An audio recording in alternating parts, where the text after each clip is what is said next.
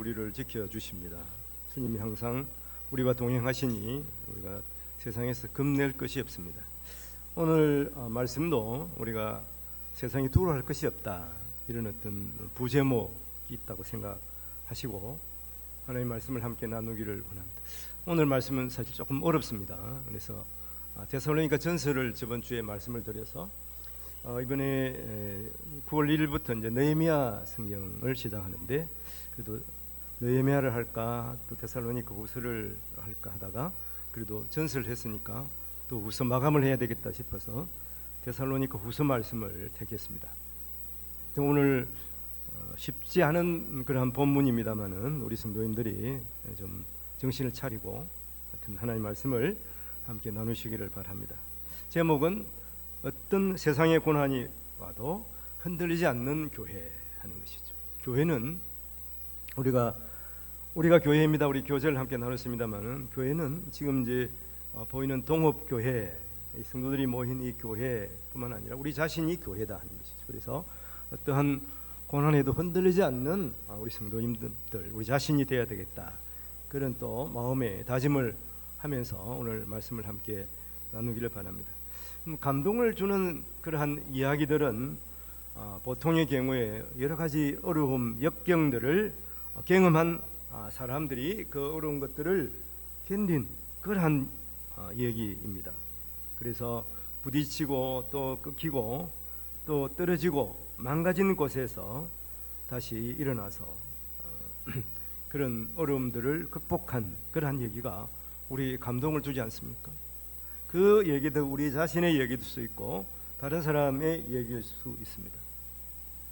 그러나 이런 고난 어려움들은 좋아하는 사람은 없어요.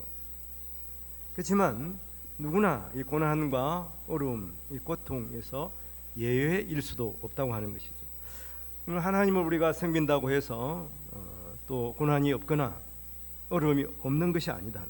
우리가 열심을 품고 하나님을 잘 섬기며 봉사하며 살아간다고 해도 그 대가로 고난이 면제되거나 그런 것이 아니다 하는 것입니다. 하나님을 우리가 사랑하는데 하나님께서 왜 나에게 이러한 고난을 주십니까? 또 이렇게 생각할 수도 있습니다만은 사실은 고난 고통 속에서 하나님의 은혜가 내재되어 있어요. 고난 고통 속에서 하나님의 사랑이 있다고 하는 것을 우리가 알아야 하는 것입니다. 그래서 제가 존경하는 그 목사님 가운데 옥하는 목사님이 계신데, 옥하는 목사님이 이제 세미나를 할 때 그 외국의 목사님도 오시거든요. 일본 목사님들이 많이 와서 하는 말이 왜 한국 교회는 이렇게 부흥하고 성도들이 많은데 열심히 하는데 왜 일본 교회는 성도들이 이렇게 없고 또 참 영향을 끼치는 교회가 없습니까? 이렇게 물었어요. 목사님께서 단도입적으로 하시는 말씀이, 대한민국은 고난과 고통을 너무 많이 당했다. 일제 고난, 또 6.25의 그런 고난, 그 고난을 통해서 하나님이 얼마나 우리를 사랑하시는지를 뼈저리게 알았기 때문에 일본이 이제 고난이 없었다는 것은 아니지만 더 많은 고난을 통해서 더 나은 신앙을 가지게 되고 더 부흥하게 되었다, 이렇게 말씀하시는 것을 들었습니다. 여러분, 살아가면서 우리가 힘든 일도 있고 그러는데, 여러분, 저 내세가 없다면, 천국이 없다면 우리가 세상을 어떻게 살아가겠습니까? 그래서 우리의 고난이 심할수록 천국에 대한 소망이 더 크기 때문에 이 믿음으로 굳건하게 서게 됐다는 것이죠. 그 예는 여러 가지가 있습니다만은 가장 분명한 예가 예수님에게서 우리가 볼 수가 있습니다. 우리의 구원자가 되시는 예수님, 어떤 고난을 당했습니까? 십자가의 고난을 겪으셨죠. 그래서 히브리서 5장 8절 9절 상반절에 보면 이런 말씀이 있어요. 그가 아들이시면서도 받으신 고난으로 순종함을 배워서 온전하게 되셨다, 이렇게 말합니다. 예수님은 온전하신 분이십니다만은, 그러나 십자가 고난을 통해서 예수님께서 우리의 그 아픔의 가장 극한을 경험하시고 또 우리를 동정하신다고 하는 것이죠. 그래서 우리의 대속을 온전히 이루셨다는 것을 말씀하고 있습니다. 우리가 고난 많은 세상을 살아가고 있습니다. 누구도 이 고난에서 예외가 없다고 말씀을 드렸잖아요. 행편과 처지가 다를 뿐 누구에게나 고난이 있는 거예요.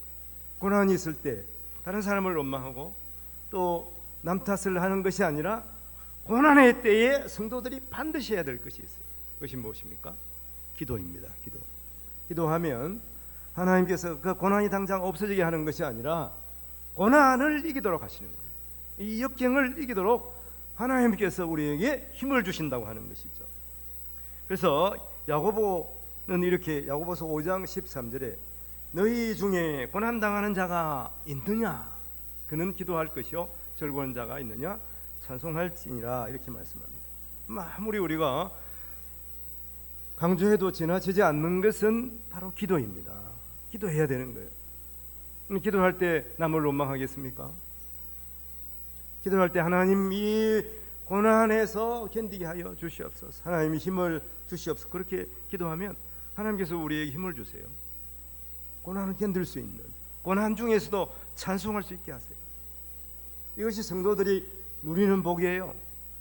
별 차이가 없어. 성도들이나 뭐 예수 믿으나 안 믿으나 사는 거 보니까 뭐 건강이나 뭐 자녀 잘 되는 거나 별 차이가 없다고 하지만은 중요한 것은 고난 당할 때 성도들은 그 고난 가운데서 찬송할 수 있는 거예요. 상가집에 가면은 교회 다니는 사람들은 찬송하잖아요. 그건 일례에 해당이 됩니다만은, 우리가 그러므로 고난 중에서 기도하고 또 하나님 앞에 감사하고 찬송할 수 있는 것은 예수 믿는 사람들밖에 없어요. 데살로니가 전후서에서 이것을 말씀하고 있습니다. 그런 긴박한 상황에서 데살로니가 교회를 미혹하는 그러한 불의한 것들이 있었습니다. 그래서 이렇게 여러분 고난 가운데 성도들이 다 하나님 앞에 찬양하며 살아가는 건 아니에요. 그 중에 믿음이 약한 사람들은 그 고난이 예수님 믿는 것 때문에 그렇다고 생각을 하면 어떻습니까? 예수 믿는 것을 포기하는 경우도 있고 세상으로 다시 돌아가는 사람들이 있어요. 이게 이런 상황 때문에 데살로니가 전후서를 사도 바울이 편지를 쓴 겁니다. 특히 오늘 앞에 말씀에 보면 2장 9절 10절에 보면 악한 자의 나타남은 사탄의 활동을 따라 모든 능력과 표적과 거짓 기적과 불의의 모든 속임으로 멸망하는 자들에게 있으리니 이는 그들이 진리의 사랑을 받지 아니하여 구원함을 받지 못함이라. 어려운 힘든 그러한 가운데서는 우리가 견딜 수가 있어야 되는 것이죠. 그래서 진리의 사랑을 받지 못하게 되면 구원함을 얻을 수가 없다고 하는 것이죠. 그래서 고난 가운데서 주의 가르침을 따라서 행한 성도들은 어떻게 됩니까? 하나님께서 이 사도 바울을 통해서 형제라 부르는 것이, 주께서 구원해 주시고 수고하고 고난 받은 모든 것을 갚아 주신다. 이렇게 말씀. 오늘 15절 말씀에 그러므로 형제들아 굳건하게 서서 말로나 우리의 편지로 가르침을 받은 전통을 지키라 하는 것이, 멸망하는 그 마귀산을 따라가는 것이 아니고 우리는 굳건하게 서서 말로나 우리의 편지. 이 말은 무엇입니까? 오늘 제가 이렇게 설교 말씀을 하잖아요. 그러니까 그 사도들이나 또는 그 외에 믿음의 사람들 앞에서 설교하는 그 사람들이 하는 말로나 우리의 편지로, 이 편지는 지금 이제 데살로니가 전후서를 편지로 보냈잖아요. 그래서 그 하나님의 말씀을 말하는 것이죠. 하나님의 말씀을 받고 그 말씀을 지키라 하는 말씀이에요. 그러므로 주를 믿는 성도들은 끝까지 믿음을 잃지 말아야 하는 것이죠.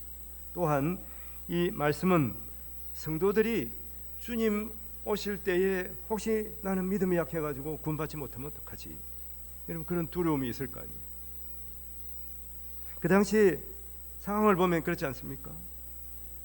유대인들이 자기들을 핍박하기도 하고 또 정부에서, 로마 정부에서 예수 믿는다고 이게 화형을 시키기도 하고 또 사자밥이 되기도 하고 그랬습니다. 내가 믿음이 있지만은 야 내가 혹시 이 사자가 왕하고 달라진다 그러면은 내가 어떻게 될지 모르겠어, 이렇게 두려워할 수도 있잖아요.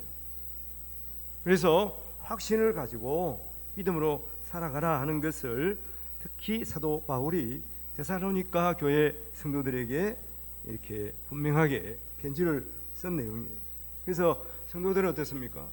분명히 필연적으로 따라오는 고난, 어려움 이런 것들을 견디고 예수 믿는 믿음을 잃지 말아야 됩니다. 이것이 중요한 거예요. 고난 가운데서 원망하고 또 내가 예수 믿어도 별 볼 일 없어 그렇게 생각하며 살아가면 안 된다고 하는 거예요. 그래서 오늘 말씀에서는 이 분명한 확신을 주기 위해 흔들리지 않도록 하시기 위해서 특별히 오늘 말씀을 주신 거예요. 그 당시에 고난받는 데살로니가 교회 성도들도 그렇지만 오늘 살아가는 우리에게도 고난이 있잖아요. 당연히 우리에게 주는 말씀으로 우리가 받아들여야 하는 거예요. 제일 먼저는 뭐냐 하면 복음을 듣고 믿어지는 것은 하나님께서 우리를 선택하신 증거가 된다 하는 것이죠. 오늘 2장 13절에 우리가 항상 너희에 관하여 감사할 것은 하나님이 처음부터 너희를 택하사 성령에 거룩하게 하심과 진리를 믿음으로 구원을 받게 하심이니 하는 것입니다. 자, 우리가 예수 믿게 되는 것, 지금 이 자리에서 하나님의 백성으로서 하나님의 말씀을 듣고 있잖아요. 이것은 우리가 하나님의 말씀을 믿기 때문에 이 자리에 나와 있는 거 아니에요. 믿게 된 것은 무엇입니까? 내가 머리가 좋아가지고 하나님의 말씀을 잘 깨우쳐서 이해를 잘해가지고 하나님을 믿는다 이렇게 생각할 수도 있습니다만 그게 아니에요. 하나님이 우리를 하나님의 자녀로 이미 택하셨기 때문에 우리가 하나님의 말씀이 믿어지는 거예요. 그래서 우리가 구원받는 하나님의 백성이 된 것입니다. 이 내 말이 아니에요. 하나님 말씀이에요. 에베소서 2장 8절에 보면 너희가 그 은혜를 인하여 믿음으로 말미암아 구원을 얻었나니 너희에게서 난 것이 아니요 하나님의 선물입니다. 여러분 우리가 예수 믿는 것이 예수 믿게 된 것이 우리가 받은 구원이 하나님의 선물이에요. 내 노력으로 이해해가지고 하나님 믿는 게 아니라는 것입니다. 복음이 여러분 구원의 진리임을 믿어지십니까? 또한 예수께서 우리의 구주이심을 믿습니까? 그렇다면 우리는 하나님의 택하심 받은 성도입니다. 믿어지는 것이 이것이 분명한 증거예요. 예수님이 하나님의 아들로 2000년 전에 이 땅에 오셔서 우리의 죄를 사하시기 위해 십자가에 죽으시고 피를 흘리신 것, 그것이 믿어지는 것, 이것이 하나님 우리를 택하신 증거고 우리가 하나님의 백성으로서 구원받은 증거가 되는 것입니다. 그러니까 이미 우리는 하나님을 믿으니까 예수 그리스도를 영접한 사람이니까 이미 우리는 구원받은 사람이에요. 하나님 한 번 택한 사람은 절대로 버리지 않습니다. 왜 그렇습니까? 하나님은 신실하시기 때문에, 하나님은 약속하신 것을 변하지 않기 때문에 그래요. 그래서 우리는 어떤 세상에 고난이 와도 그것 때문에 흔들리지 않을 수가 있는 것이죠. 오늘 말씀 14절에 보면 이런 말씀이 있습니다. 우리 복음으로 너희를 부르사는 것은 사도 바울이 데살로니가 교회에 복음을 전했잖아요. 그 복음을 전함으로 말미암아서 너희를, 이 복음을 전는 사람들을 부르사 우리 주 예수 그리스도의 영광을 얻게 하려 하심이라. 하나님의 아들의 영광을 얻도록 하신다 이렇게 말씀합니다.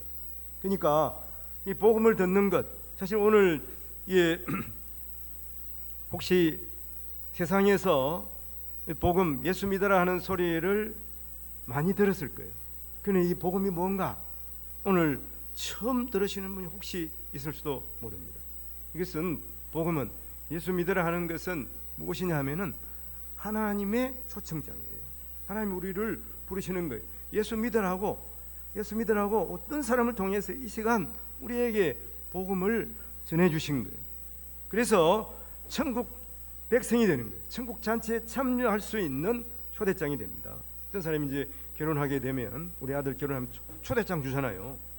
그 지금 그 복음이 바로 초대장이에요.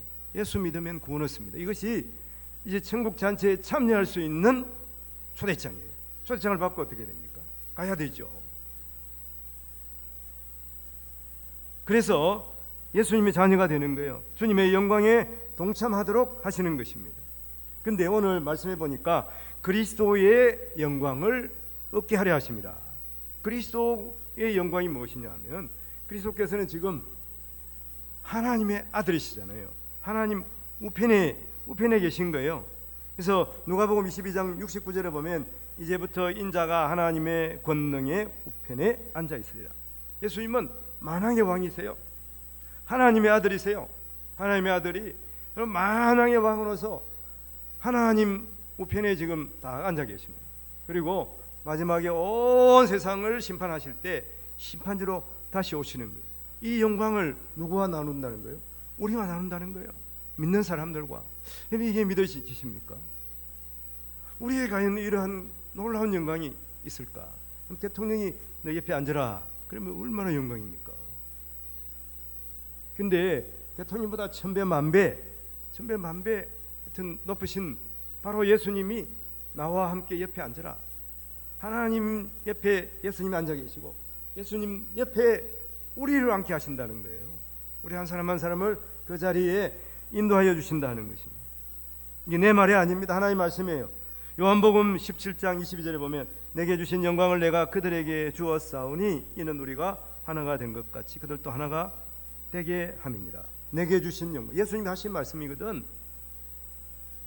아버지 하나님이 내게 주신 영광을 내가 그들에게 주었다. 그들은 이게 구체적으로 보면 요한복음 17장에 제자들에게 예수님께 하신 말씀이잖아요.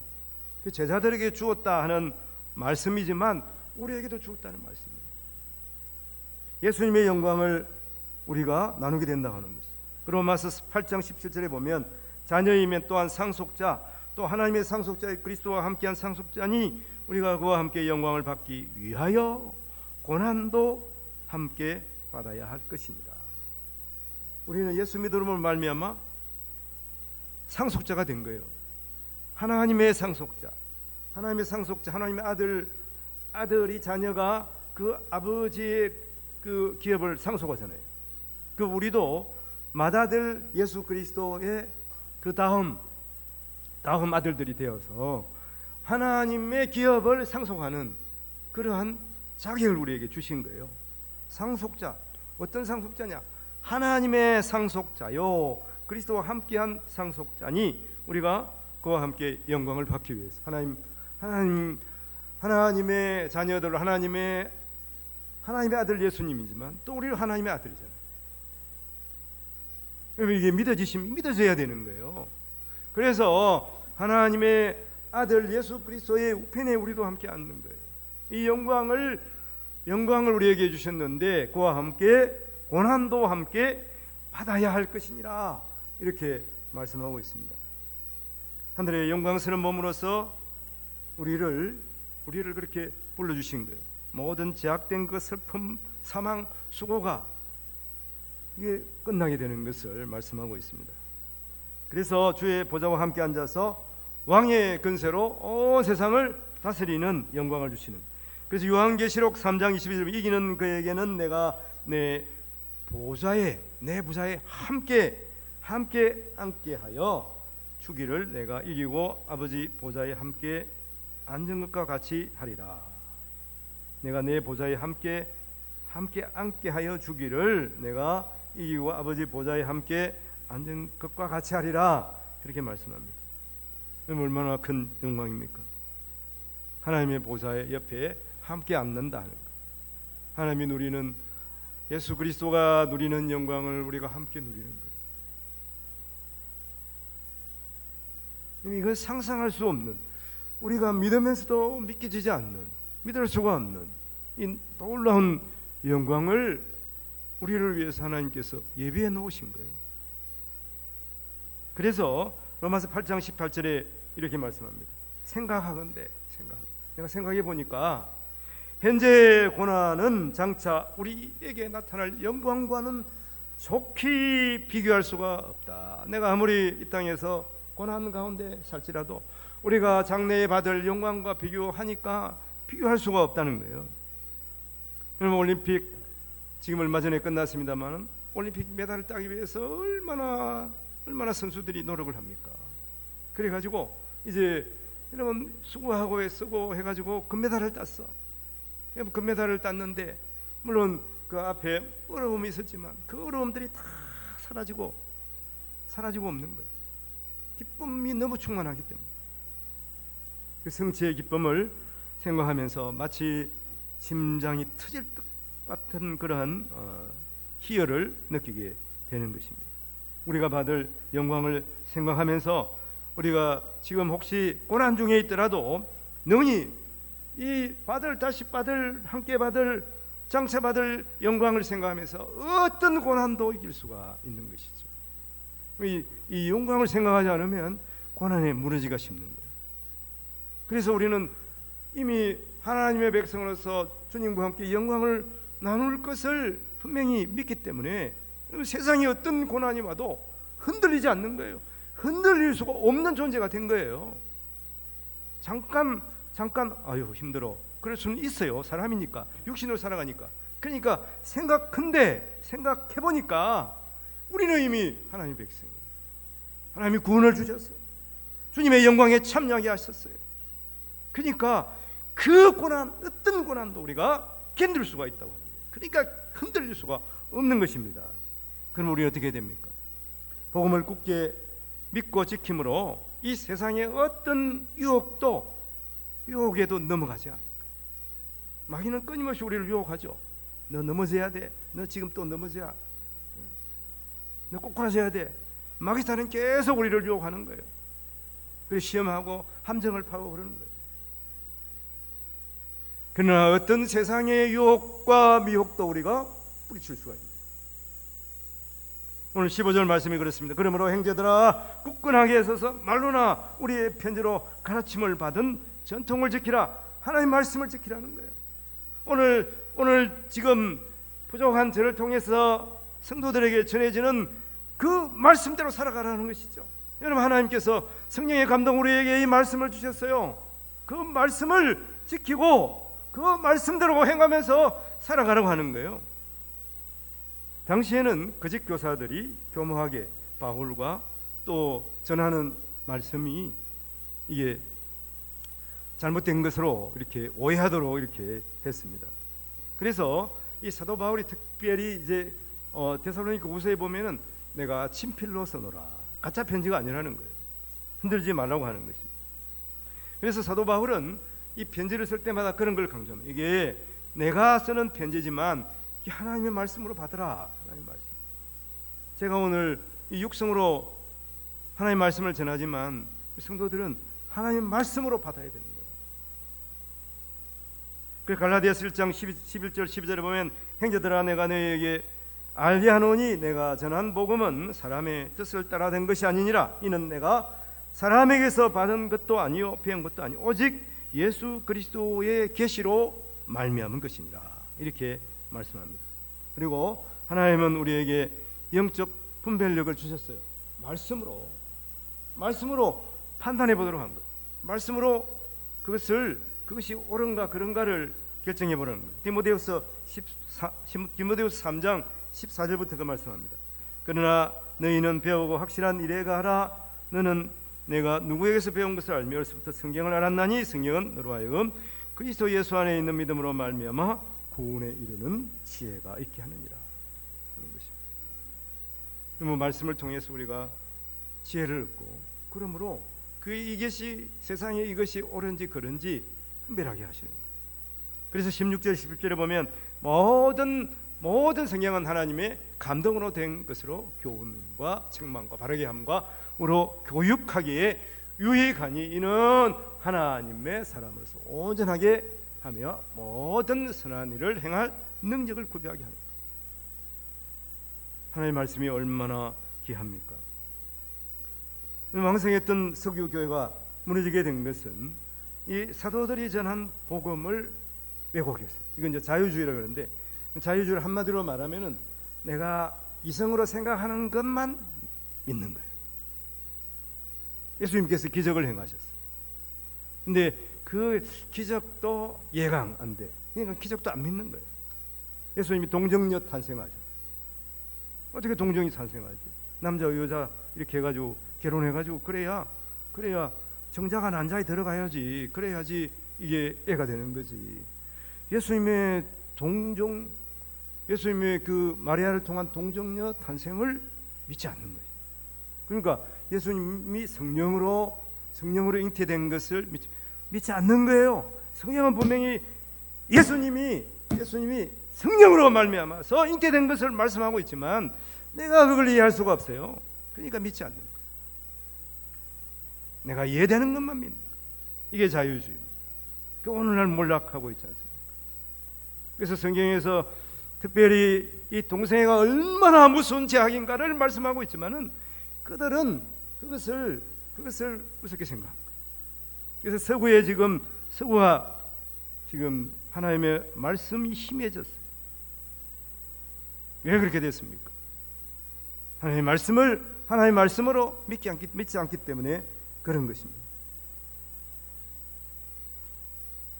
그러므로 우리는 하나님의 말씀으로 믿고 살아가야 하는 것입니다.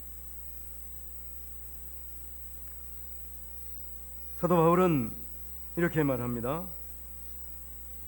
고린도서 15장 2절에 보면 너희가 만일 내가 전한 그 말을 굳게 지키고 헛되이 믿지 아니하였으면 그로 말미암아 구원을 받으리라.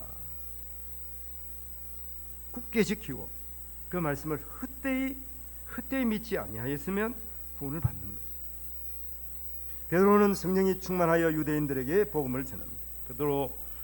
사도행전 2장 38절 보면 베드로가 이르되 너희가 회개하여 각각 예수 그리스도의 이름으로 세례를 받고 제 사함을 받으라. 하나님의 말씀이 전해집니다. 그 말씀에 유대인들은 마음이 찔렸습니다. 하나님의 말씀을 들을 때에 어떻게 합니까? 그들은 어찌할꼬 회개하면서 죽기로 돌아왔어요. 여러분, 내가 이해되는 말씀만 듣고 나에게 그 유익이 된다고 생각하는 말씀만 그 말씀으로 받아들이면 안 되는 거예요. 하나님의 말씀이면 내 마음에 들지 않더라도 그 말씀을 받아서 그 말씀대로, 그 말씀에 내가 맞지 않으면 회개하고 하나님 말씀대로 살아가기로 결단을 내려야 되는 거예요. 그래서 때로는 하나님의 말씀이 우리의 심령골수를 찌르는 말씀입니다. 그때 어찌할꼬 하면서 돌을 던지는 사람도 있잖아요. 서대만에게 그랬잖아요. 그때 어떻게 해야 됩니까? 내게 찌르는 하나님의 말씀이면 그 말씀을 바꿔서 회개하고 나아요. 그 말씀이 또 우리에게 결단하게 하는 말씀이면 그 말씀으로 결단해야 하는 것입니다. 사도행전 2장 42절에 보면 그들이 사도의 가르침을 받아 서로 교제하고 떡을 떼며 오로지 기도하기를 힘쓰니라. 그 말씀을 굳게 지키고 행함이 있어야 되는 것이죠. 하나님의 말씀이 전해질 때 어찌할꼬 회개하면서 또한 하나님의 말씀대로 살아가기로 결단을 내리고 그 말씀대로 살아가야 하는 거예요.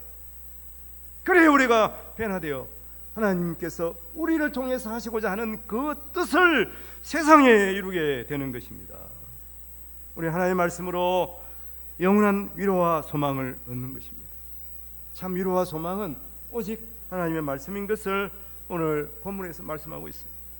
오늘 말씀 16절 17절에 보면 우리 주 그리스도와 우리를 사랑하시고 영원한 위로와 좋은 소망을 은혜로 주신 하나님 우리 아버지께서 너희 마음을 위로하시고 선한 위로가 말에 굳건하게 하시기를 원하노라. 오늘 말씀이 복잡합니다마는 여하튼 하나님의 사랑으로 말미암아서 우리에게 참 위로와 또 소망을 주시는 것이라 말씀하는데, 여러분, 하나님의 사랑은 누구를 통해서? 예수 그리스도를 통해서 우리에게 그대로 전해졌습니다. 로마서 5장 8절에 우리가 아직 죄인 됐을 때 그리스도께서 우리를 위하여 죽으심으로 하나님께서 우리에 대한 자기의 사랑을 확정하셨다. 하나님의 사랑은 예수 그리스도로 나타납니다. 그리고 그것을 통해서 우리에게 예수님을 통해서 위로와 소망을 주시는 거예요. 하나님 우리를 위로하십니다. 고린도서 1장 4절에 보면 우리의 모든 환난 중에 우리를 위로하사 우리로 하여금 하나님께 받은 위로로서 모든 환난 중에 있는 자들을 능히 위로하게 하신다. 이 위로는 무엇이냐? 영원한 행벌로 죽을 수밖에 없는 우리를 주님의 십자가로 용서하시고 또 그러므로 말미암아서 우리가 천국 백성 되게 한 것이 가장 큰 위로입니다. 이거보다 더 큰 위로가 없어요. 그리고 소망은 무엇이냐? 여러분 시편 39편에 이런 말씀이 주여 이제 내가 무엇을 바랄 나의 소망은 주께 있나이다. 여러분 진정한 소망은 무엇입니까? 천국 백성 되는 거죠. 위로와 소망이 동일합니다. 그래서 진정한 위로와 소망은 하나님의 백성이 되어서 영원히 사는 거예요. 우리는 육신은 죽을 수밖에 없잖아요. 죽으면 모든 것이 끝난다고 생각해요. 그게 아니라고 하는 거예요. 우리에게는 영생이 있습니다. 영원한 삶이 있어요.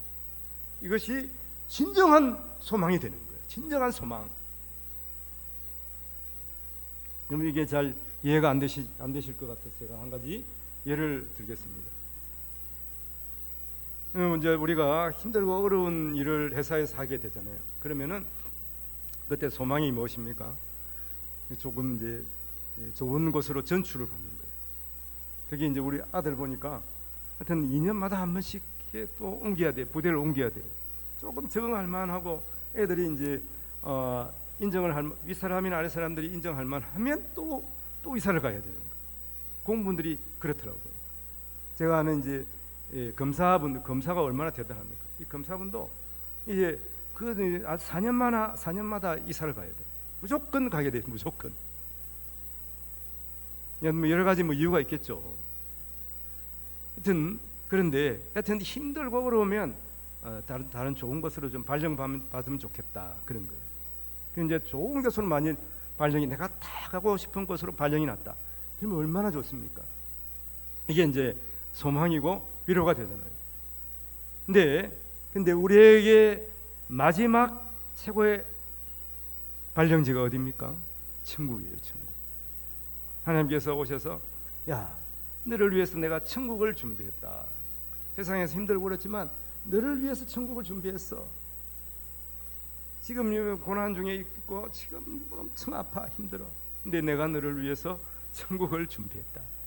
앞으로 한 일주일만 세상에서 좀 고난 당하다가 오라. 그러면은 얼마나 좋겠어요?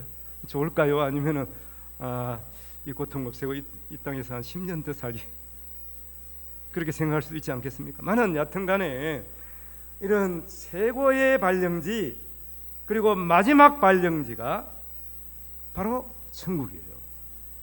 이게 우리에게 가장 큰 소망과 위로가 되지 않습니까? 세상 사람들은 어제 사실은 이제 어떤 분을 만났는데 예수 안 믿는 분, 불교 믿는 분, 불교. 이 불교는 얼마나 여튼 극락 가야 돼요. 극락 가야 되는데 얼마나 그 선한 일을 많이 해야 극락 가는지 몰라요. 그렇지 않습니까? 그 어느 종교는 보니까